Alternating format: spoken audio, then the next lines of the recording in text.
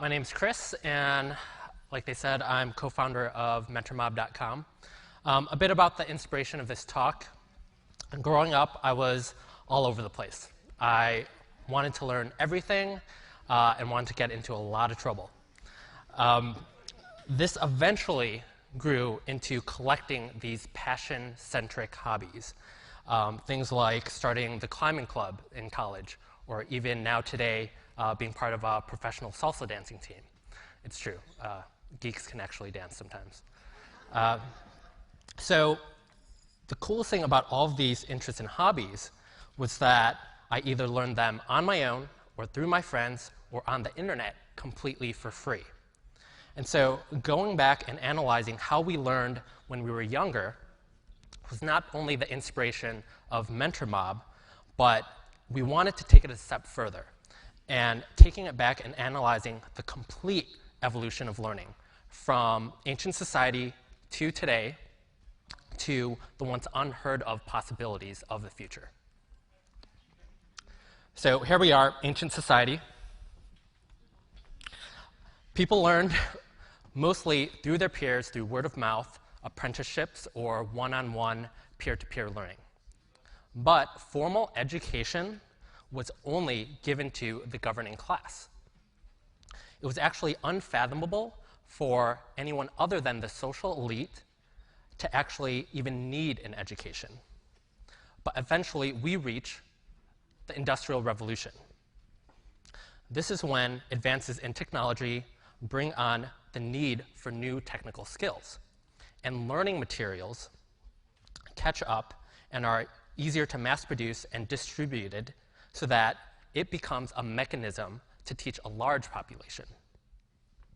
Public education as we know it today is essentially established all the way back then. Labor and much of life in a society based around manufacturing was very standardized. It made sense to build an education system around standardization. If your work performance is based on things like time, accuracy, quotas, then it makes sense to build your school system the same way. But we now live in the future. I actually hold in my pocket a supercomputer.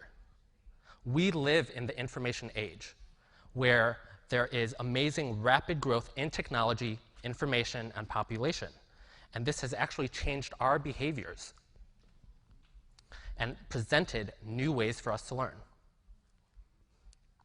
But teachers are expected to engage these children from the future with methods, processes, materials from the past. It's frustrating.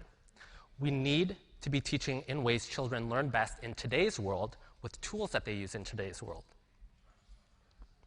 In the past, learning inside and outside of class had to overcome these physical access issues. Things like printing books, or building schools, or keeping your library up to date. That's not a problem anymore.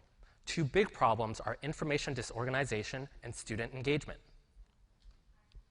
The internet provides us with all the information we could want to learn, but is it perfect for this first problem?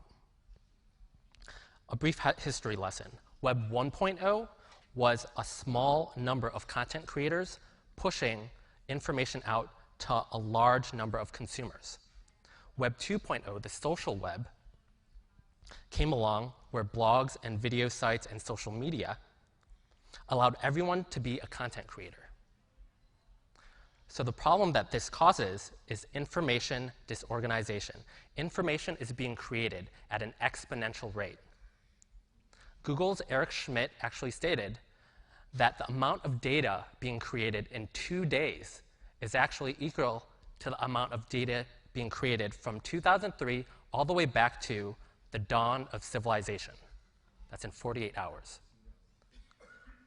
Web 3.0 will be about curation to make this massive amount of information organized and usable. So what we're trying to do at MentorMob is crowdsource learning, so that we can curate the best content into available smart curriculum. So we as a society can make learning free and accessible for the world. We want it so that you creating a learning playlist on MentorMob can reach hundreds of thousands and eventually millions of people. After that information organization problem, we have the student engagement problem. It's getting worse with shortened attention spans and a lot of electronic distractions. Tried and true methods of running a classroom don't seem to be working. But why is this? Why is it that within the past decades has this become more of an issue? It's because our education system came out of the 1800s. Modern medicine was starting to take hold and eventually paved way to great innovation in medicine. Railroads made long-distance travel and shipping possible, but travel eventually evolved into this unimaginable air travel industry. But schooling, it hasn't changed much at all. We somehow expect students to be living in this ever-evolving world, yet adhere to the same outdated education model. It hasn't kept pace with the world around it. So children are so much more advanced today than they were even 30 years ago. They're problem solvers, highly interactive. They can multitask like nobody's business. They're learning using 21st century skills with 21st century tools. What we should be doing is looking at real-world examples of what engages our children. Things like sports and video games and all those passion-centric hobbies. You don't have to coerce a child into loving these things. It's intrinsic. And they bust their butts just to do well and have fun learning it. So what is it about these things that play on our children's natural motivators? It's not moving pictures or adrenaline. It has to do with collaboration and problem solving. Learning from mistakes so that we can learn something to do the right way. It also takes a lot of creativity and the ability to fail fast. So it's not enough to know what our children should be learning, but also what will help motivate them. Gamification, random rewards, and the pacing of them can help learning be fun again if done in the correct way. Blended learning can bring in media and tools, and children can relate to these outside of class, so we can make their experience more relevant inside of class. Achievements in technology has solved a lot of these issues related to how we learn, such as cost and accessibility. But this has ushered in new issues, such as that information organization and student engagement. We're the closest we've ever been to making this education public and accessible to everyone in the world. If every child has access to education, just think about what problems we can solve. How many educators, scientists, doctors, engineers can be working on the biggest and most immediate problems.